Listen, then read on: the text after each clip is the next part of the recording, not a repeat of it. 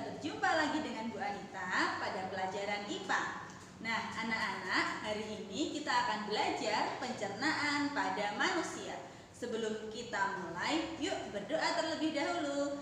Bismillahirrohmanirrohim. Sudah siap untuk belajar?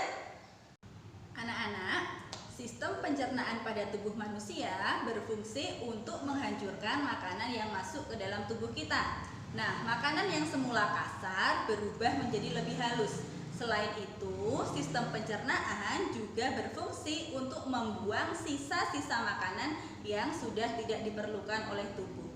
Pada pembahasan kali ini, kita akan mempelajari beberapa organ pencernaan. Yang pertama adalah rongga mulut, kemudian ada kerongkongan, yang ketiga lambung, yang keempat usus halus, lalu usus besar, dan yang terakhir adalah anus.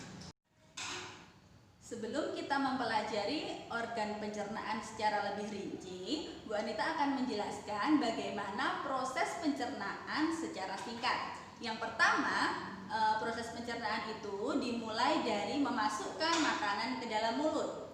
Kemudian di dalam mulut makanan akan dikunyah menggunakan gigi. Setelah itu prosesnya adalah menelan makanan di kerongkongan. Kemudian proses pemecahan makanan dari zat yang kompleks menjadi lebih sederhana dibantu oleh enzim itu terjadi di lambung. Kemudian terjadi penyerapan sari-sari makanan di usus halus dan pengeluaran sisa-sisa makanan yang sudah tidak diperlukan tubuh melalui anus. Sekarang kita akan pelajari organ pencernaan satu persatu ya. Yang pertama adalah rongga mulut. Di dalam rongga mulut terdapat gigi, lidah, dan juga air liur. Pada rongga mulut ini terjadi dua macam pencernaan, yaitu pencernaan mekanis dan juga pencernaan kimiawi. Apa itu bedanya? Kalau pencernaan mekanis itu adalah pencernaan makanan yang dibantu oleh gigi dan juga lidah.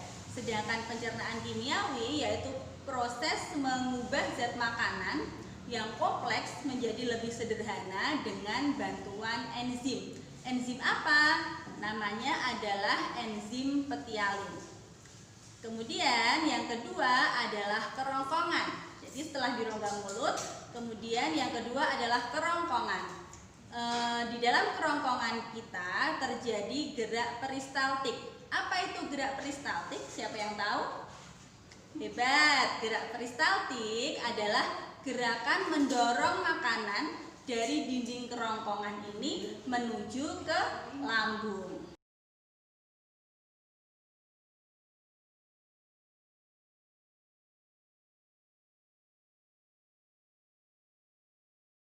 Selanjutnya yang ketiga adalah lambung. Di dalam lambung terdapat dua macam pencernaan, yaitu pencernaan mekanis dan pencernaan secara kimiawi. Anak-anak juga harus tahu ya, di dalam lambung itu juga terdapat enzim-enzim yang membantu proses pencernaan, yang biasa kita singkat dengan sebutan perak. Apa itu perak? Yaitu enzim pepsin, enzim renin, dan asam klorida. Ingat ya, perak, pepsin, renin, asam klorida. Oke, selanjutnya organ pencernaan yang keempat adalah usus halus. Jadi setelah makanan itu dicerna di dalam lambung selama kurang lebih 3-4 jam, maka makanan itu akan masuk ke dalam usus halus. Di dalam usus halus ini juga terdapat beberapa enzim yang biasa kita singkat dengan sebutan ATL. Apa itu? Yaitu enzim amilase, enzim tripsin, dan enzim lipase. Ingat ya, disingkat ATL, amilase, tripsin, lipase. Di dalam usus halus ini terjadi pencernaan kimiawi dan juga penyerapan sari-sari makanan yang dibantu oleh enzim-enzim tadi. Paham ya? Organ pencernaan yang kelima adalah usus besar. Jadi anak-anak, makanan yang tidak bisa diserap di usus halus maka akan masuk ke dalam usus besar. Di dalam usus besar ini terdapat bakteri yang dinamakan bakteri Escherichia coli atau biasa disingkat dengan E. coli. Apa fungsinya? Bakteri ini berfungsi untuk membantu proses membusukkan sisa-sisa makanan menjadi feses. Selanjutnya yang keenam adalah anus. Anus ini adalah tempat pengeluaran feses. Jadi anus adalah lubang tempat keluarnya sisa-sisa hasil pencernaan. Nah, oke anak-anak, itu adalah materi yang telah kita pelajari hari ini. Mudah ya?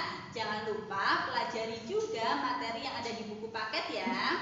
Bu Anita berpesan kepada anak-anak tetap semangat belajarnya, semangat ibadahnya, jaga kesehatan, patuh pada orang tua di rumah. Bu Anita akhiri.